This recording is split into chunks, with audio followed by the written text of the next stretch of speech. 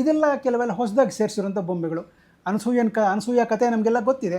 ಅನಸೂಯೆ ಅವಳ ಹತ್ರ ಬ್ರಹ್ಮ ವಿಷ್ಣು ಮಹೇಶ್ವರ ಬಂದು ಅವರಿಗೆ ಅವಳ ಒಂದು ಮಹಿಮೆನ ತಿಳಿಸ್ಬೇಕು ಅನ್ನೋ ದೃಷ್ಟಿಯಿಂದ ಅವ್ರು ಆಡಿದಂಥ ನಾಟಕ ಅದು. ಅಂದರೆ ಅವ್ರಿಗೇನು ಆ ಥರ ಆಸೆ ಇಲ್ಲ. ಅವ್ರು ಹೇಳಿದ್ರು, ನೀನು ಬೆತ್ತಲೆಯಾಗಿ ನಮ್ಗೆ ಊಟ ಬಡಿಸ್ಬೇಕು ಅಂತ ಕೇಳ್ಕೊಂಡ್ರು.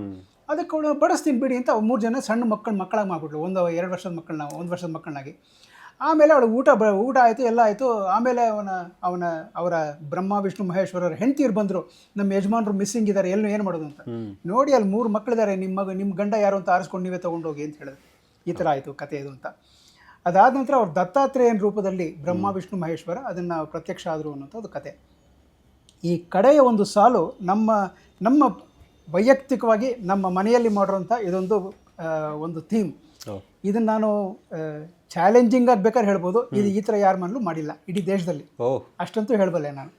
ಅಂದರೆ ಹೇಳ್ಕೊಳ್ಳೋದು ಅಂತಲ್ಲ, ನನಗೇನೋ ಹೆಮ್ಮೆ ಅದ್ರ ಬಗ್ಗೆ ಹೇಳ್ಕೊಳ್ಳೋದಕ್ಕೆ. ಖಂಡಿತ ಈ ಎಲ್ಲ ಜನಗಳು ಎಲ್ರಿಗೂ ಸಹ, ಇವರು ಸಾಯಿಬಾಬಾ ಇರ್ಬೋದು, ರಾಘವೇಂದ್ರ ಸ್ವಾಮಿ, ಶಂಕರ, ಮಧ್ವ, ರಾಮಾನುಜ, ರಾಮಕೃಷ್ಣ, ಎಲ್ರಿಗೂ ಸಹ ಅವ್ರು ಹುಟ್ಟಿದಂಥ ದಿನಾಂಕ ಇದೆ, ಹುಟ್ಟಿದಂಥ ದಿನ ಇದೆ, ಅವರು ತೀರ್ಕೊಂಡಂಥ ದಿನ ಕೂಡ ಇದೆ.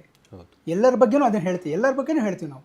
ಅವ್ರು ಇಂಥ ದಿವಸ ಹುಟ್ಟಿದ್ರು, ಇಂಥ ದಿವಸ ದೈವೈಕ್ಯರಾದರು ಅಂತ.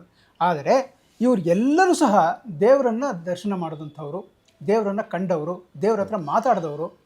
ಇದೆಲ್ಲ ಹೇಗೆ ಸಾಧ್ಯ ಆಯಿತು ಅಂದರೆ ಅವರು ತಮ್ಮ ಸ್ವಂತ ಶಕ್ತಿಯಿಂದ ಬೆಳೆದ್ರೆ ವಿನಃ ಸುತ್ತಮುತ್ತಲು ಯಾರೋ ಒಬ್ಬರು ಸಹಾಯ ಮಾಡಿದ್ರು, ಇನ್ನೇನೋ ಒಂದು ಸಹಾಯ ಆಯಿತು ಇಲ್ಲ. ಅದೆಲ್ಲ ಆದಂಥದ್ದು ತಮ್ಮ ಸ್ವಂತ ಶಕ್ತಿಯಿಂದನೇ ಆದಂಥದ್ದನ್ನು ನಾವೆಲ್ಲ ಕಾಣ್ತೀವಿ. ಅದಕ್ಕೋಸ್ಕರ ಈ ಎಲ್ಲರನ್ನೂ ಸಹ ಒಂದು ಸಾಲಲ್ಲಿ ಕೂರಿಸಿದ್ದೀವಿ. ಇದು ನಮಗೆ ಭಾಳ ಖುಷಿ ಕೊಡುವಂಥ ಇದು ರಾಮಾನುಜಾಚಾರ್ಯರು ನಮ್ಮ ಗುರುಗಳು, ಅವರ ಜೊತೆ ಇದ್ದಂಥ ಎಲ್ಲ ಗುರುಗಳ ಬಗ್ಗೆ ಇರುವಂಥ ಒಂದು ವಿಗ್ರಹ ಇದು. ಬಸವಣ್ಣನ ತನಕ ನಾವು ಎಲ್ಲ ವಿಗ್ರಹಗಳನ್ನ ಹಾಗೆ ಕೂರಿಸಿದ್ದೀವಿ.